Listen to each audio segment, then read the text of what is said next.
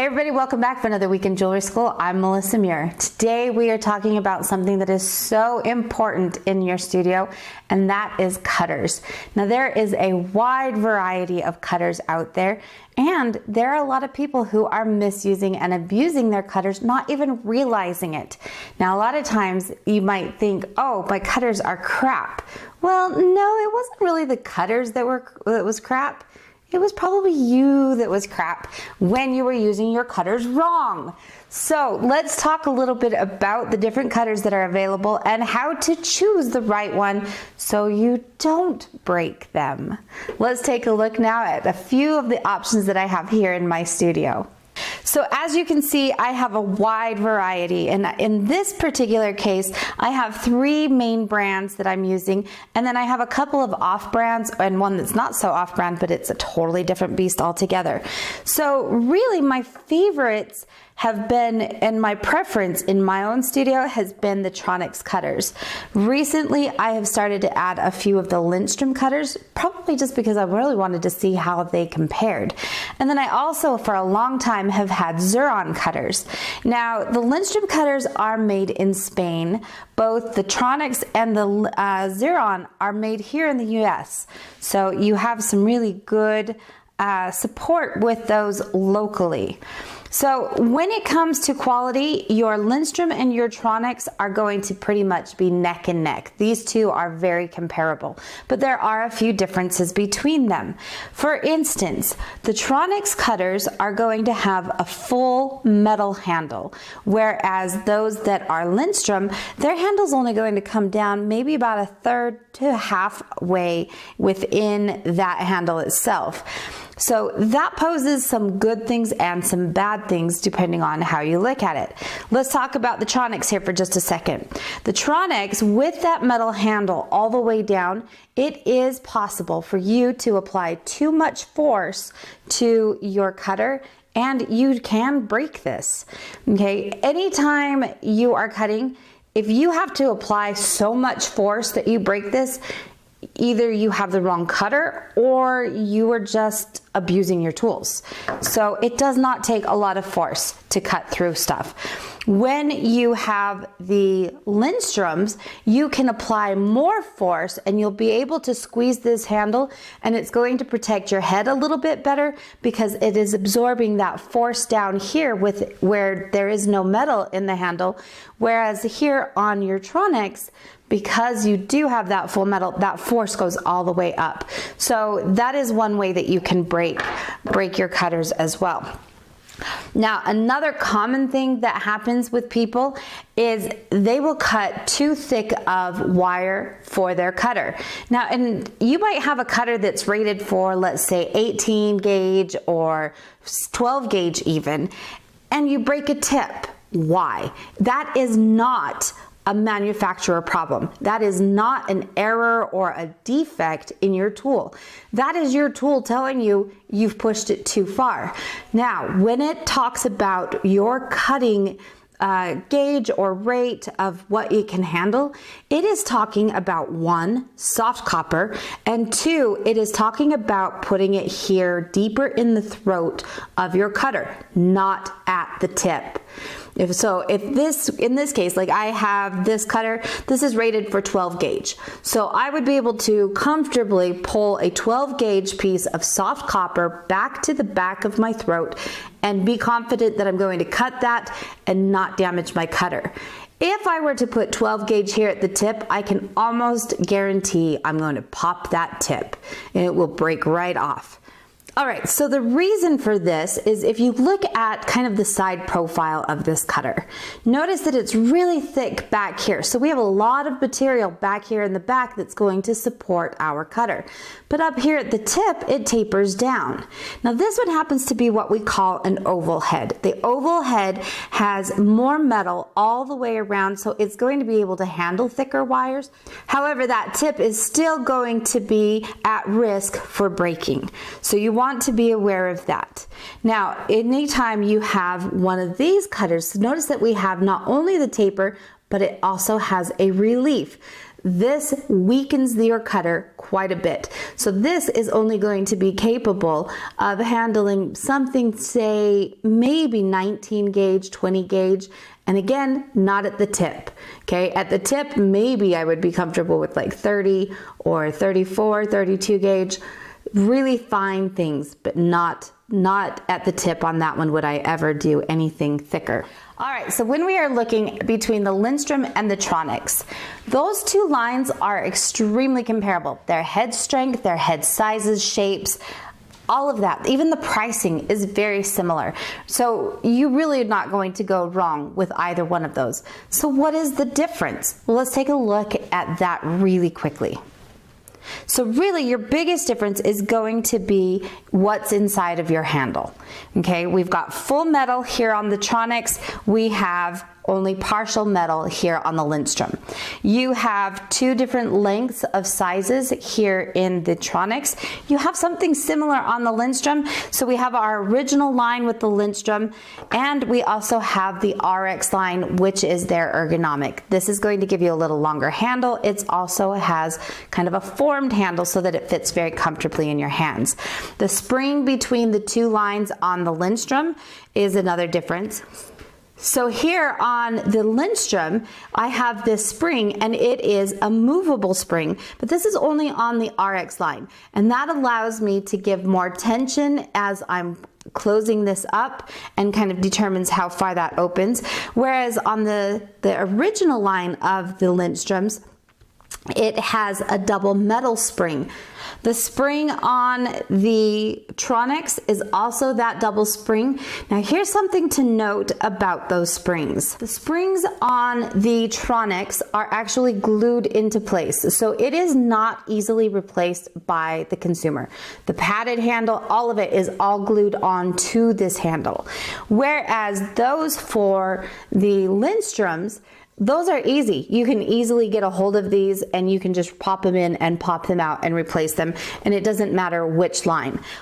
Now that we've talked a little bit about the Lindstrom versus the Tronex, let's talk about some of the other cutters that we have available to us. Now, when it comes to Lindstrom and the Tronex, they are going to be a little higher end on the cost. They are definitely kind of a precision tool. They've taken very good care to make those very high quality. Now there's another line that is also extremely affordable, and they're made here in the US, and that is the Xuron line. So let's take a look at the Xuron line and see how those compare. So here I have just a very small range of cutters. Xuron makes a lot of different tools, a lot of different pliers, and of course we have several different cutters that we have. This Xuron is a cutter that I've had, I don't even know how long. This one has definitely been abused. I have some nicks in the cutters here back in the back, and that was because I used too hard of wire or too thick of a gauge. So nothing at all to do with the cutter itself. It's just that I did not know what I was doing, and that was a user error, as most are, just so you guys are aware of that. So again, I like to come in here and I will write how thick something can be. So in this case, this particular cutter says that it is for 18 gauge. Now here's something that you may not know about the Xuron, and sometimes people think it is a defect. They get their cutters and they say, oh, my cutter doesn't line up totally straight like the other cutters should. And that is because these are not really cutters. They're shears. Now, if you know the way that a shear works by cutting like this. The blades bypass each other. It's like a pair of scissors. So what happens is you are going to come in and just shear that metal. So because of that, these are actually considered micro shears. So we've got micro shear, macro shear, and then we've got hand shears. But don't think that there's something wrong with your cutters, because there is not. And again, just like everything else, we have different gauges that they can cut. Once again, I'm going to base that on copper, and I'm going to move this to the back of my throat. I don't want to work at the tip of my throat. Just like the other lines, I also have a range of cutters that are going to go from 12 gauge. So for instance, this is a heavy duty one. The head is much thicker. It's definitely a lot sturdier. And like I said, it will cut up to 12 gauge. Whereas we also have some on the finer end of the spectrum that will go up to about 18 gauge. Price ranges on these is phenomenal. You're looking at like $12 to $25. So very, very affordable, very well built. And just like the others, they also have a warranty on their springs. They will send you those springs, and it's easy for you to replace those yourself. Now, in addition, they also have a hard wire cutter. This is going to be really good for perhaps my white gold that I use to ruin my other pair of cutters. But this is going to be hard wire, so it also includes your memory wire. However, the shearing action is a little bit different. It doesn't have as big of a throat, so you're probably not going to be able to cut as large of a piece. When it comes to replacing the springs on your cutters, all three of them have replaceable springs. However, how they are handled is a little bit different. With the Tronex, you would actually have to send those in and they will replace them. However, that replacement is free. You are able to purchase any of your Lindstrom springs, and you can easily pop them in and out all by yourself. With the Xuron, they are also replaceable by yourself, but it is nice because Xuron will send you the springs that you are needing, and you can just pop them in and out yourself. Now, another type of shear that I really like, and both the Lindstrom and the Xuron have great ones, and they're both only about between $20 to $30. So very, very affordable. And here's the best part. Even though they don't look like they're super heavy duty, they will easily cut through 20 gauge, no problem. So this is a 20 gauge sheet of copper, and it just cuts like butter, like nothing. So I would highly suggest you get a pair of these for your studio, regardless if you get either the Xuron or the Lindstrom. They're both pretty comparable price-wise, like I said, anywhere from $20 to $30, extremely affordable. Now, if I need to cut very, very, very thick wire, then I'm going to move up to some of these larger ones. Now, this happens to be a Lindstrom. This is the TRX 8180. So it's got that ergonomic handle. This is a very, very strong tool here. Here I have some 4mm wire. That's 6 gauge. So if I come in here with the Lindstrom, I am going to have to kind of double hand this, which of course makes it difficult to hold on to your pieces when your pieces go flying. So it is possible to cut through that. It takes a little bit more effort, a little more hand power. I know that some people have put this into a vise and then we'll just push down on that to help give some extra leverage.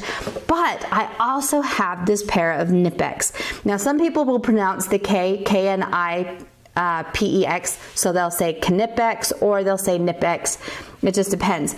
This is definitely not a precision tool, and it is not going to give me a flush cut or anything close to it. This is essentially a mini bolt cutter. But the thing that's nice about that, so we're going to take this same 6 gauge or 4mm wire, and notice that I can cut this single-handedly. Now I still had to apply a little bit of force, but I did it single-handedly. My 9-year-old can do this. So if my little 9-year-old can handle and cut that wire, I think anybody can.